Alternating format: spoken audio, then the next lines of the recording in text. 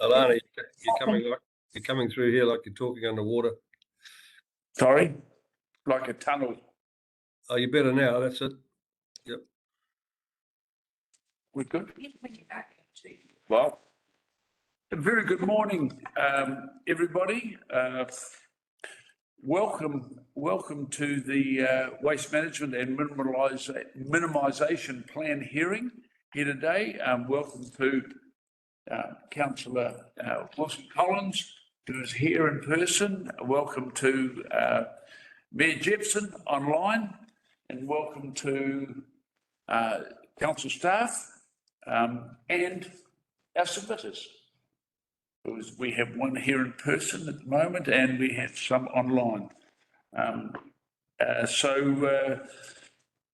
Thank you for everybody who has taken their time. I think we had about 78 submissions all up, and thank you for taking your time to make these submissions. Just a note before we start the meeting, just as a matter of advice, due to a formatting error, there was some information that was left off some of the submitters' submissions initially. This has been corrected, and the corrected document has been uploaded to the website. Our apologies for any inconvenience here. So before we start, any apologies? I don't believe there are any apologies. So we'll move to the next item, confirmation of agenda. Can we have a mover that the Kaipara District Council Waste Management Plan panel confirms the hearing for today? Thank you, Councillor Wilson-Collins. And seconded by Mayor Jepson. All those in favour, please say aye. Aye. Carried. Conflicts of interest. Are there any conflicts of interest to declare? No? There are no conflicts of interest. We'll move forward to the hearings report, to the hearings plan. Second mover that the KDC Waste Management and Minimisation Plan panel receives the written submissions to the draft Waste Management and Minimisation Plan 2023 and hears submitters who noted their wish to be heard. The mover? Thank you, Councillor Wilson-Collins. I'll second. All those in favour? Passed, carried. Right, so we move to our submitters, and the speakers will all get 5 minutes each. And Kelly here will keep the time and advise everybody that there is 15 seconds still to go.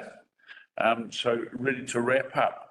So once that's finished, panel members may ask, we can ask the speakers specific questions on their submission, and that will be it. So the speaking order as we start, online, number 1 is Sarah Bray. So she's not online, so we'll just... Oh, Sarah's not online. Okay. Okay. Well, we'll come back to Sarah. So may I welcome first up, who is also online, David Mitchell. Welcome to the panel hearing. Are you there, David? I am. Just got to do something in my settings to allow the video to work by the look of it. One moment. No.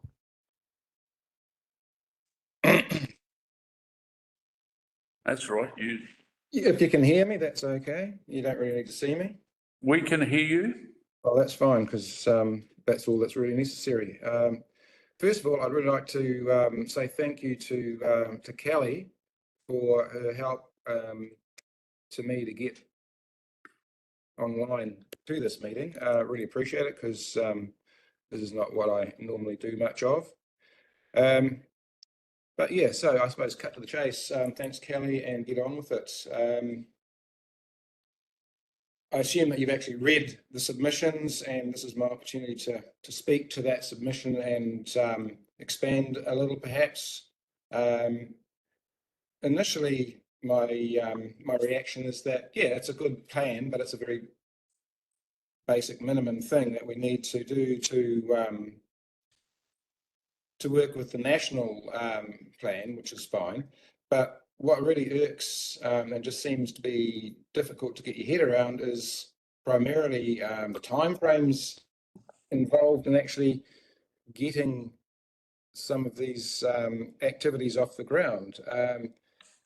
Why we need to wait until 2026-27 financial year for refuse and recycling, and then another 2 to 3 years after that for food waste, sort of seems a bit strange and actually arse about face, really.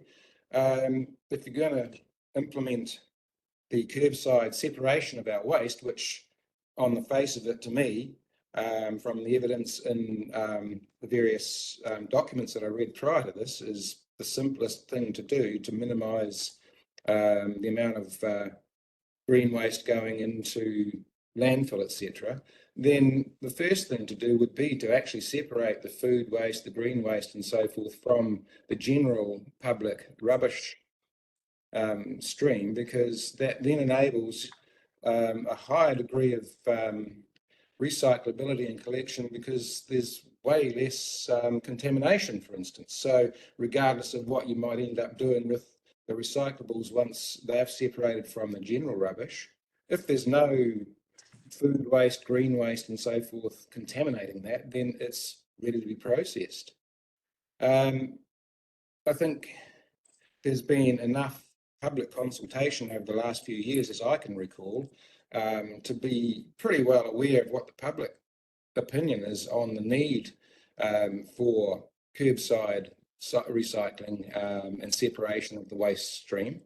That's been canvassed at least twice in my recent history that I recall, filling out questionnaires and so on and so forth. So again, there seems to be a bit of a reluctance on the part of the council as a whole to actually move forward on processes that are already quite well understood and have been explained pretty well to the general population, and have had as far as I could see anyway, a very positive reaction in terms of understanding on the public side of things the need to actually take action on these. So yeah, the timeframes involved, I think, are just don't make sense to me, but I'm sure you'll have a better idea about it.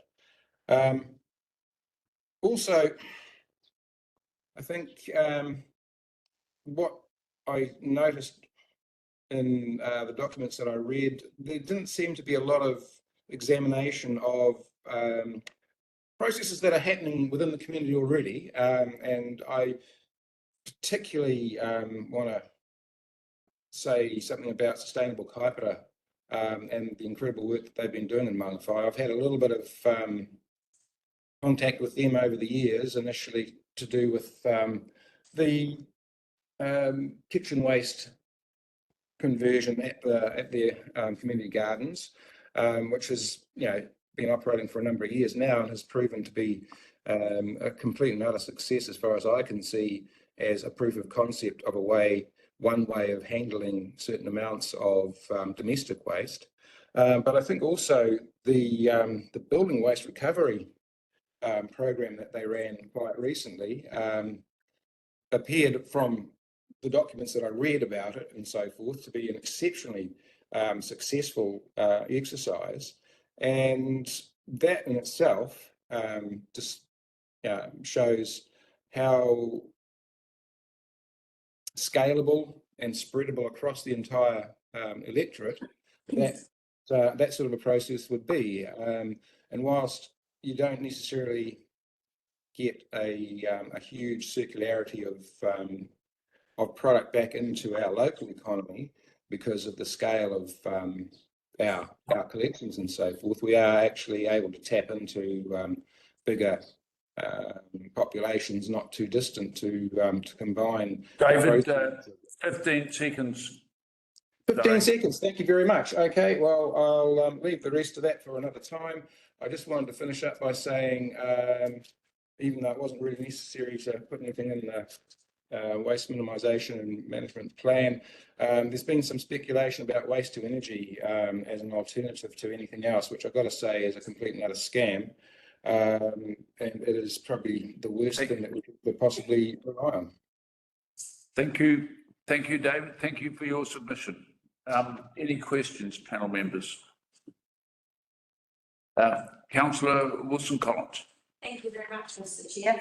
Hi, David. Thank you for your submission and taking the time today to present online for us. I've got a few questions. I just wanted to clarify. So the crux of your submission basically is you're encouraging council to deal with food waste and green waste, because that would actually make recycling more efficient and remove an easy solution to remove waste from landfill immediately. Is that what you were?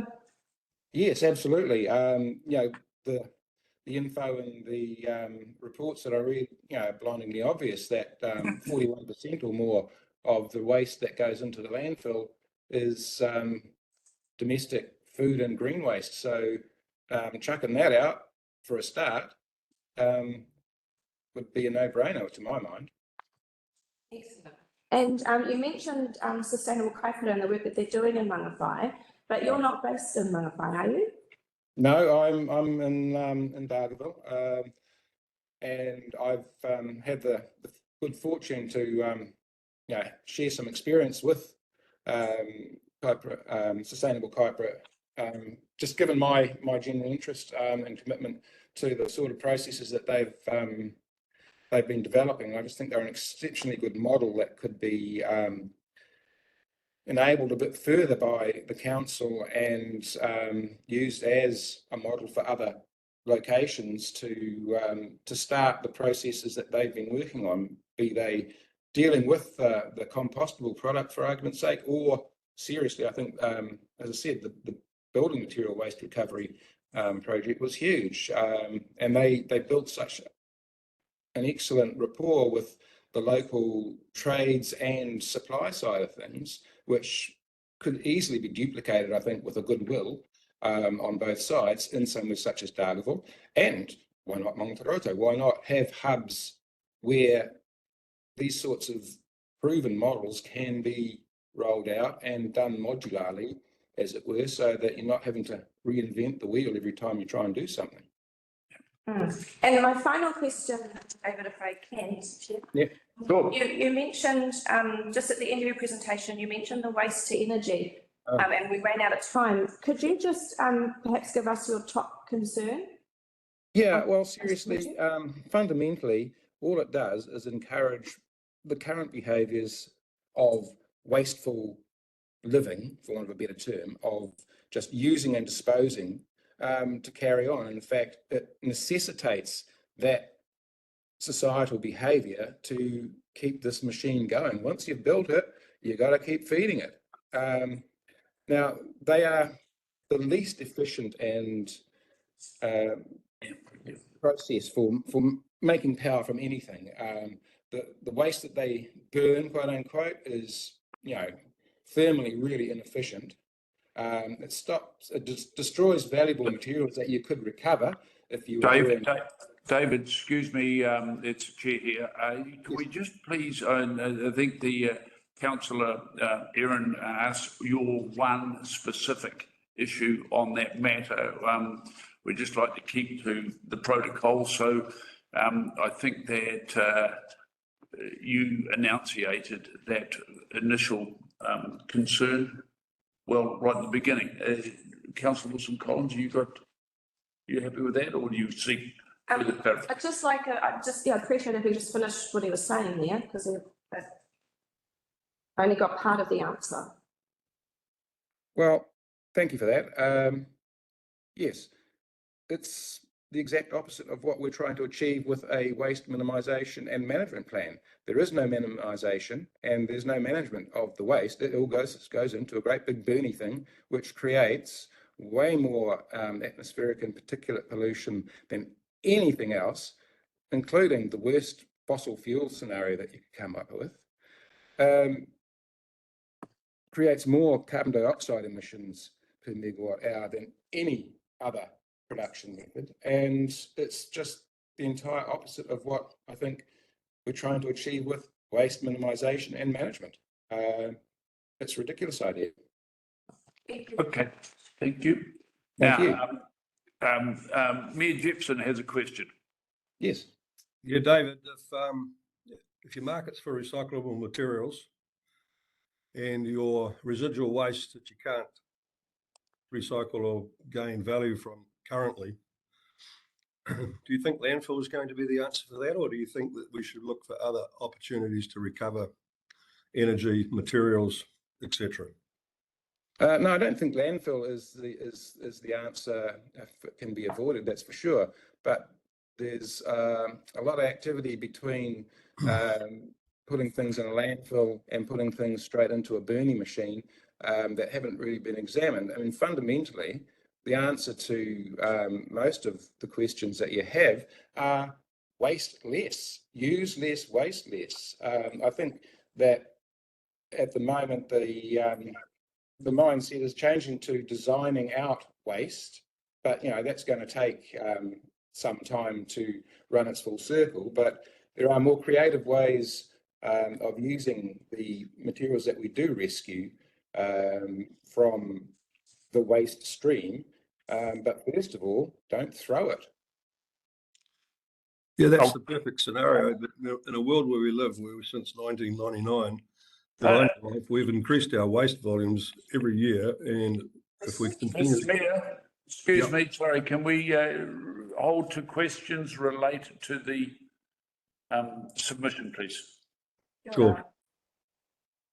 Okay. Well, the simple question was, if you can't recycle and reuse it in other ways, do you think landfill is an answer? And I've had that answer. It's not. Yep. Thank you. Thank you. So thank you, David. Appreciate your submission. No further questions? Thank you, David. Thanks very much for the opportunity. Look forward to talking. We shall revert to Sarah Bray, who is now online. Welcome, Sarah. Thank you for your submission. You have 5 minutes. You may not have heard.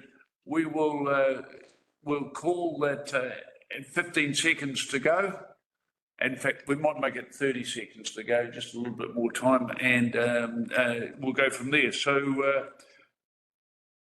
your floor, Sarah.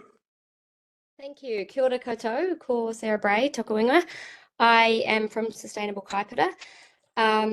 Firstly, we do want to applaud KDC for this plan that has been developed. We think that it is thorough and comprehensive. Our main concern is around the timelines. We feel that 2026 for some of these initiatives is just too far away. And I think as David actually touched on it, we've been talking about some of these initiatives since I moved here 6 years ago, and the public has been consulted on them, and I think it was 77% wanted the change in the recycling system. So it's very clear that the community wants this. So our question is, why are some of these initiatives being pushed out so far? Thank you, David, also for acknowledging the work Sustainable Kaipara has done around compost and building waste. I wasn't going to touch on those, but just briefly, I will mention that those projects were both unfunded by KDC. They were funded by private donors and through the Ministry for the Environment. Unfortunately, the Ministry for the Environment is changing path and wants to invest in big infrastructure projects where possible, so they're not funding groups like us anymore. So our funding finishes at the end of October. So we have approached KDC for more funding. However, that is on hold until July next year. So that's where we stand at the moment. The building waste one is really exciting. We have a local guy, Matt Strong, who actually wants to start a facility to where builders can just drop off cuts of wood, and people can come and get them for free. And that's absolutely scalable. And timber is one of the biggest waste streams in that skip bin, as we know. So look, I really wanted to touch on 3 things today. One is the organic solutions. So organic solutions, as we all know, are available now. There are jobs and economic activity and that Kaipara can benefit from now. There's also funding, as I touched on, from the Ministry for the Environment. So we can get either 50% if it's with the council, or it can be 80% funding if it's a community group for organics infrastructure. So our question really is, why are we waiting until 2026 to roll this out when we can start benefiting from it now? And we know that there are systems that work. The second point I wanted to touch on was around the proposed recycling system. As I understand it, I think that's going out for consultation, but it wasn't quite clear. But it currently includes wheelie bins, and we would propose that crates are a better choice because people can't hide things in them, and generally the quality of recycling is better because it's open and people can see what's in there, so people just tend to do a better job. And also it takes up less space on the footpath, and a whole lot of wheelie bins sitting out on footpaths, they cause a bit of a nuisance for kids scooting around, etc. And they are quite a tall bin, obviously, and can blow away. The issue with crates, I appreciate, is that items blow around, but that can be managed by making sure they're squashed or kind of stacking the crates. So that was one point. The second point, sorry. The third point I wanted to touch on today was waste to energy. So aside from all of the, I guess, debate and discussion around whether it's necessary, the environmental impacts, the economics of it, we believe that right now it actually does not make economic sense for Kaipeta District Council to keep investigating waste to energy. So we got told that by the CEO of KDC that Kaipeta will go backwards because we've kept the rates below inflation. So spending more ratepayer funding on this just doesn't make sense when you consider that there's currently a project in Waimati which has been handed to the central government to handle because it's too complex for local government. So KDC should be waiting for the outcome of this project before spending any more ratepayer funding on this project. I also note that if the central government deems this project should proceed, then it is possible that Northland and Auckland's waste will actually get carted down there because it needs such a high volume of waste to be economically viable. And lastly, I got told yesterday that in Te Awamutu, the Waipa District Council received close to 900 submissions on waste to energy 30 seconds. there, and that's the largest. 30 seconds, Sarah. Thank you. That's the largest number of submissions ever received. The majority were against the proposal. So that's another burden on ratepayers in terms of processing and looking at that project. Thank you. Any questions? Any questions? I did have one. Yeah, I've got to find it. When you talked about your projects, your two projects, the composting and particularly the building waste, the first question I had to was, are you only doing the building waste recycling here in Mangawhai, or is that opened up elsewhere? So the model we've taken, which is with compost and building waste, is basically a feasibility study to begin with. Yep. And with the building waste, that was in Mangawhai initially, purely because of the logistics of engaging builders around the region. And obviously the development in Mangawhai is so, considerable that it was considered, this was a good place to start. But it's certainly scalable. And we have talked to a lot of different groups over West Kaipeta about compost setups as well. And there's a project with CBEC, which is Northland based, do similar work to us, Eco Solutions, and they've put in a large project with the ministry to actually compost all of Northland's food scraps. So there's lots going on at a regional level. Okay, thank you. Any other questions? Councillor Wilson-Collins. Thank you, Sarah, for your submission and presentation. I appreciate that, and for keeping to time. That was very fast talking. Because of that, though, I didn't quite pick up. I missed of something that you were saying. You were talking about suggesting that KDC wait for the outcome of another waste to energy project. Was it? So sorry, I was talking fast. Yes, there's another project in Waimati, which was being handled by the local government, but a decision has been made to hand it to the central government to assess. because of its complexity. Yeah. Okay, and then, but then you mentioned that you suggested Auckland and Northland waste would be shipped down Well, look, to it's that centre, or are you talking about a different one? look, it's a possibility. As we know, there's a lot of waste required. And, you know, as Craig referred to the fact that you really only want to send the non-recyclable content to these waste to energy plants. But if that's true, then as we know, that actually only leaves like 10 to 15% of the waste stream. So it's actually not Right. a huge amount of waste that we're looking at. So there is potential that they need to source waste from other regions, you know, up and down the country. Okay, and then just another question. You talked about organic solutions already being available in the kaipara. Could you give some examples? So what I mean by that is that the technology exists. So there are multiple regions already doing this. We know that there are models like Bertha, one of them is called, which is a big rotating composter that can easily do the urban centres food waste in kaipara, because what we're looking at is urban centres initially. So yeah, so what I mean by that is that the technology is already ready to purchase off the shelf, if you like there's no hold up and kind of getting it implemented. Okay, thank you for that. Those are all my questions. Thank you, Sarah. Thank you. Mayor Jepson has a question. You're on mute, Mr. Mute. Okay, considering that the Waimate plant is allowed for high recycling rates and they only want what can't be recycled, and if you look at what's happening overseas with high recycling rates beside waste to energy, and then you look at the $30 million plus that they're wanting to spend to build the landfill at Dome Valley, what would you rather have with what you can't recycle? Would you rather have the landfill, or would you rather have value from something else that's very predictable? Look, I fully appreciate that argument. However, I just don't think that it's a reality in the sense that I think that more ends up going there than just that 10 to 15% that we're talking about.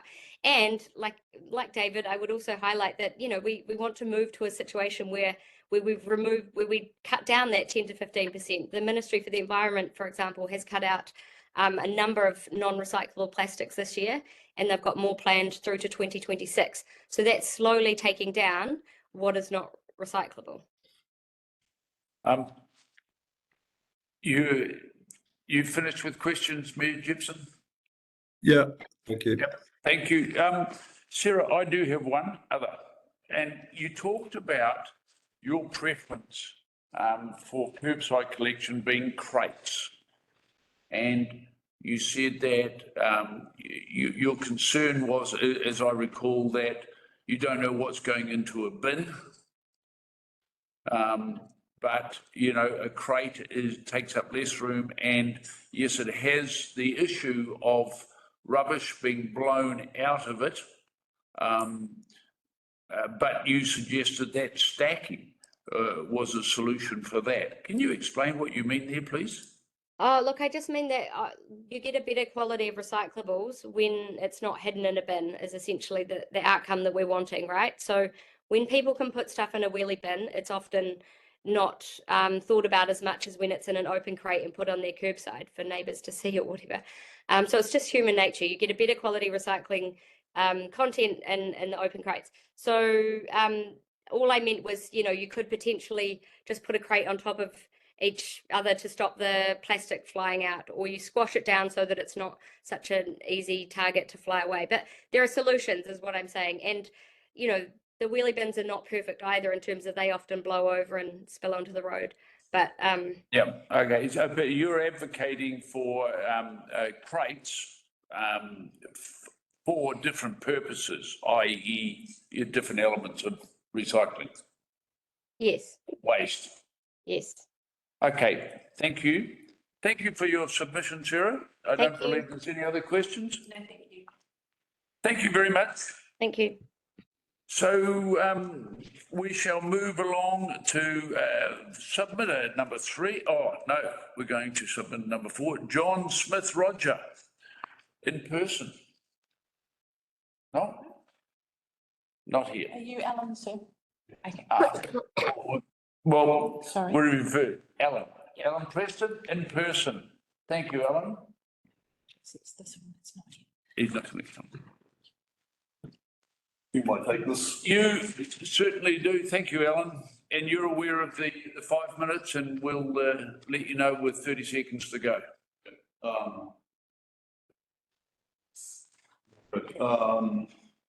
My submission is basically in a general opposition to the privatisation of waste management. That's a huge change for you, but I really suggest that you investigate bringing waste minimisation back in-house. I'm calling it waste minimisation because the imperatives for the privatised model are to maximise the amount of waste that's handled. Therefore, it is never going to achieve your goals. So it is impossible to achieve your goals using the system. You definitely need to put some energy into investigating the costs of bringing waste management and waste minimisation back in-house to provide employment for local people.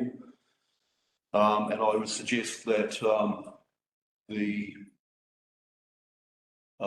proposal or any involvement by the council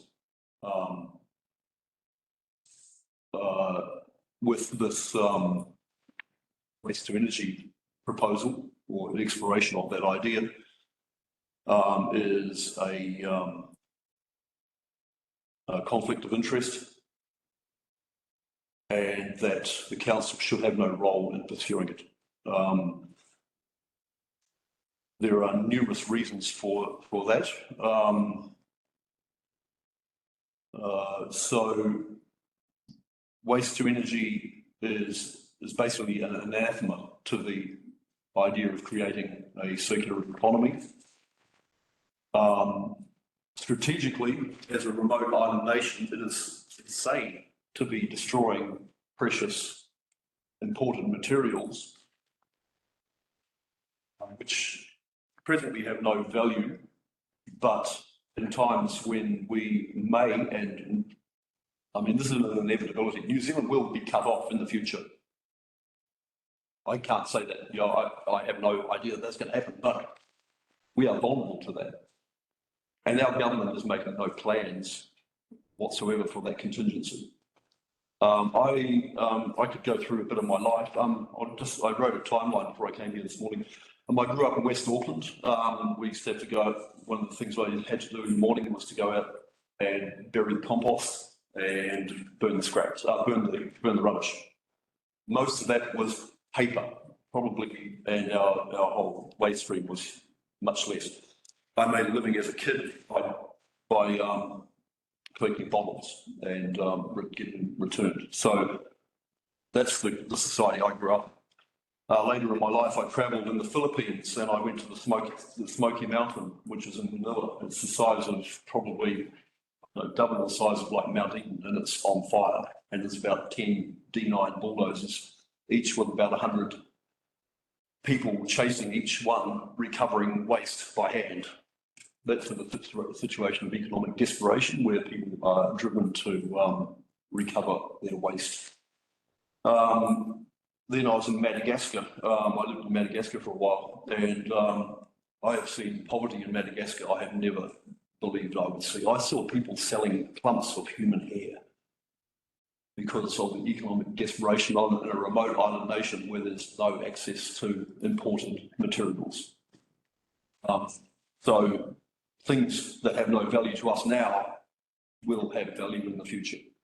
So burning them is an absolute ridiculous idea, as far as that's from my experience in my life.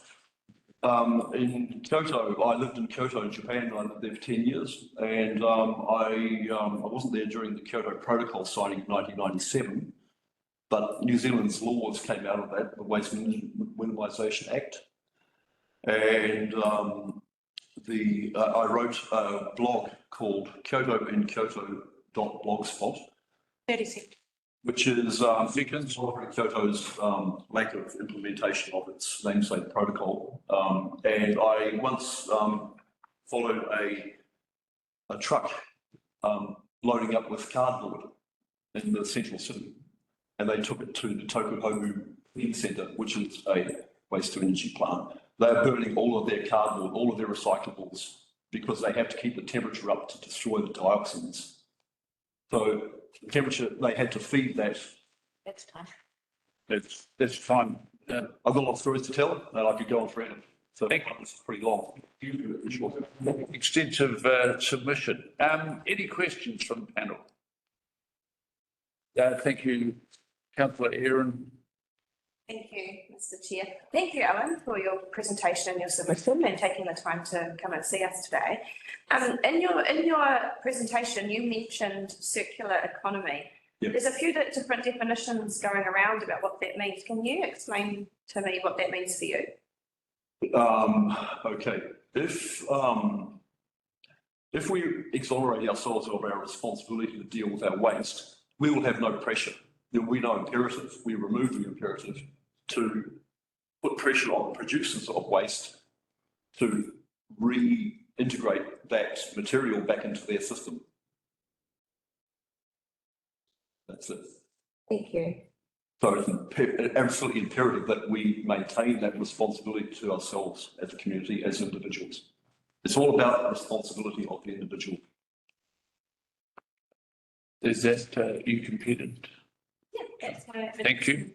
Thank you, Alan. You make the comment here that the catchment coming out of the Hakaru landfill is still contaminated, must remain a council responsibility until it is decontaminated. Can you elaborate on that, please? No, I don't know. Yeah, it's in the, well, actually, it's waterway. I suppose it's going to be North Regional Council within the Kaipara. Kaipara Harbour is divided in half, isn't it? Well, you just say that the catchment coming out of the landfill, I imagine that you're talking about the waste that is taken out of there. Or are you talking about the land area? I'm not an expert in this, but I would, well, actually, I am kind of somewhat of an expert in it. I was involved in Queenstown in the construction of the landfill next to the Kawerau River. Yeah. Yeah, so there's the leachate into waterways. Okay, it was quite an emphatic statement that I was relating to, is contaminated and must remain a council responsibility. So that's okay. And point 4, to the question, do you have any further comments about how we manage and minimise our waste? You say 4.5, continue to clear illegally dumped rubbish and abandoned vehicles. Now, I think in your submission, you've talked about personal responsibility. Yep. How do we balance the issues that you've put there with that personal responsibility? Well, How do you see it? You know, there's no accounting for folks. I mean, some people are just going to do what the hell they like anyway. So you're going to have to, as a council, we have to deal with that. As a society, we have to deal with that people don't feel that it's okay to do that. But the problem is an economic imperative because of the privatisation and the cost associated with taking stuff to landfill that people can't afford to, and therefore they dump. I was personally involved in this in Kyoto because I cleaned up rivers and got 8 tonnes out of one particular spot, fly tipping. Okay. Yeah. Okay. Mayor Jefferson, any question? No. Okay. Yeah, Oh, I will have a question. It was interesting you talked about Manila, Smoky Mountain, which is well known. And you must be aware of the fact that they want to dump over 1 million tonnes of garbage a year into Dome Valley and the headwaters to the Aotea and our harbour. Yep. So considering that these landfills catch on fire and they emit huge amounts of dioxin, would you rather have a situation where if we do have to have an option of what we do with residual waste, would you rather have landfill or would you rather have waste energy? Neither. I made a submission to the Auckland Council to the effect that they do a negotiation with the iwi who own the Woodville State Forest, and to secure an area which could be used, a vast area within that forest can be used for waste resource recovery and storage of materials until the time as to which they become economically viable for recycling. So I'm not in favour of either. It's not an either or. There's another thing in the middle, and it isn't being looked at all because there's no economic imperative to do it. Well, the problem we've got is has to be a choice, because we've got a $30 million proposal to put a landfill in the headwaters to the Hatea. Question. And would you rather have one or the other? Has to be a choice. Would you have to agree with that? No, I don't agree with it, because I know that the proposal I made was never exhausted. Okay. I made a proposal to make a resource recovery centre in Woodville State Forest accessible by rail from Helensville, but that was never pursued by the Auckland City Council. There's an economic imperative here, and it's being subsidised by the ratepayers who are willing to bear the cost of exonerating themselves of their responsibility. Thank you. Yeah, I'm not in that community. That's who we've become, and I don't want to be in that society. I recycle everything I've got. I've just found that I can recycle all my soft plastic, which is about 90% of my waste, at the supermarket. Nobody knows that yet. I mean, I've never met anyone else in Mangawai who knows that. Yep. Okay. Okay. Thank you, Alan. Thank you very much. Appreciate it. Okay, well, Your submission. Thank you. thank you. So we now have our last submitter, because John Smith-Roger is not appearing, and Pat Cronin. Pat, welcome. Thank you. Good morning. I'd just like to say thank you, Kelly. Your emails are really clear. This. I'm really aware that people have sort of stolen my show here, saying everything that I'm going to say. I go for it anyway. And so my name is Pat Cronin. I'd just like to say thank you for the opportunity to allow me to come here today and speak to my submission. I'll try and speak as fast as I can to cover all my points. First of all, I'm going to talk about waste to energy, and I would like to highlight the concern, and I'm mostly commenting on the actions in the draft plan. So I'll highlight the concern to using resources, energy, or any consultants toward inquiry or investigation at WTE. And I noticed that there was no identification on how this was going to be funded in the draft waste plan. And as mentioned by some of the submitters earlier, Waimate in the South Island, and the consent process was removed by central government from local government some weeks ago or months. So I think it would be prudent to observe the outcome of that. And I also suspect that if that project in Waimate in the South Island was to go ahead, they would be requiring any of our residual waste.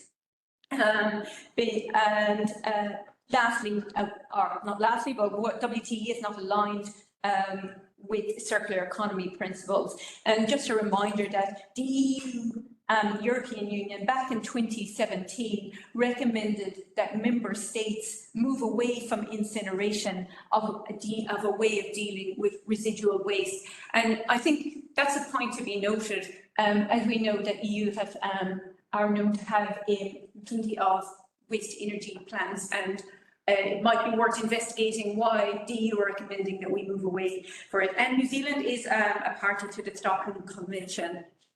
My second point is around implementing new or more upgraded domestic collection services, and a question around why organics is being pushed out so far. That should be the first service that we introduce. It makes a lot of sense.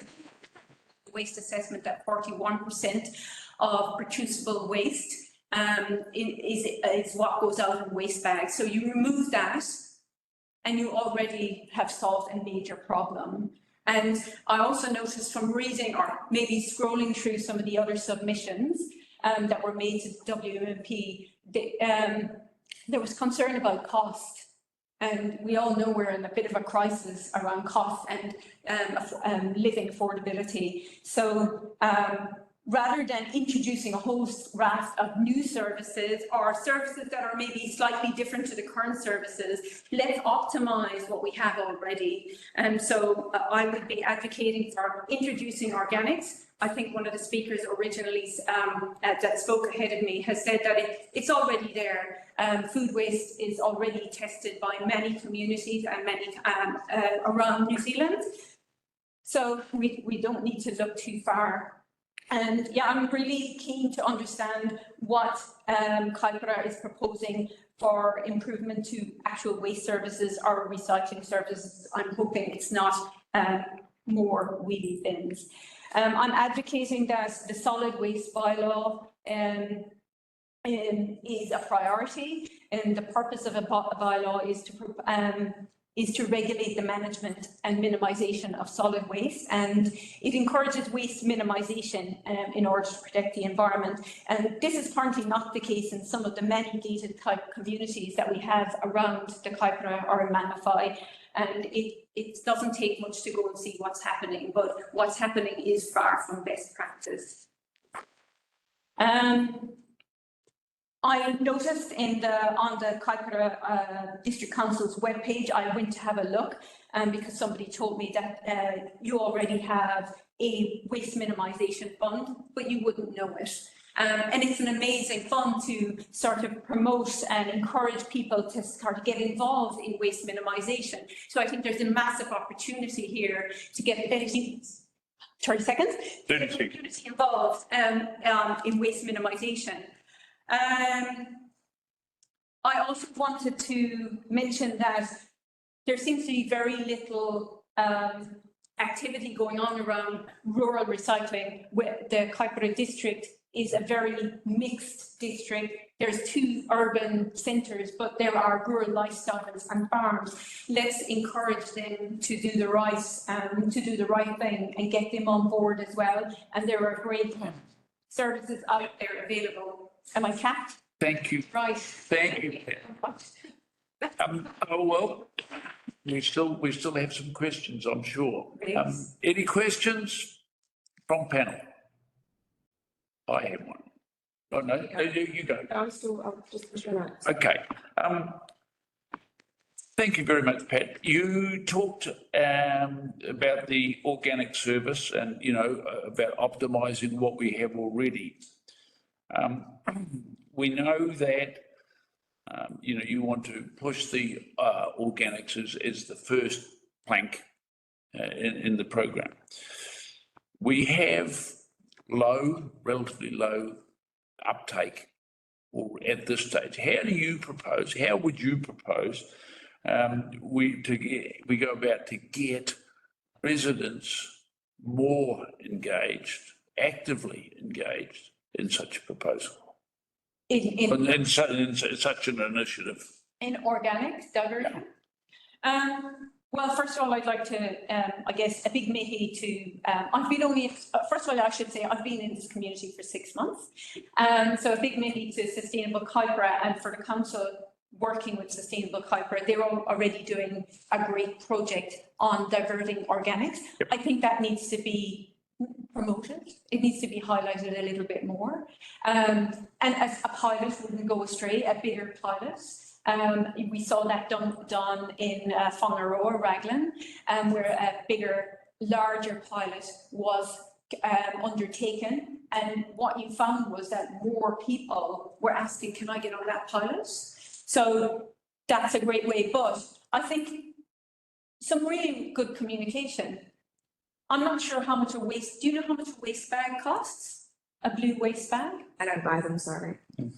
Nobody knows. $2.60, I think. So around $3. About $2 to $3, yeah. Right.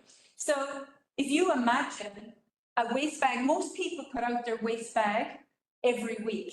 The reason they put out their waste bag every week is not because it's overfull. It's because it's smelly, it attracts flies in the summer and they just want to get rid of it. You take out the protrusible waste, which is apparently 41% of that bag. Now you're offsetting the cost immediately, because now I don't have to buy a $3 bag every week. I could be putting, and remember the rest of the bag, and I think your last speaker alluded to it, is packaging waste. We now have a soft plastic recycling in Magnified, maybe not in Darbyville, I'm not sure.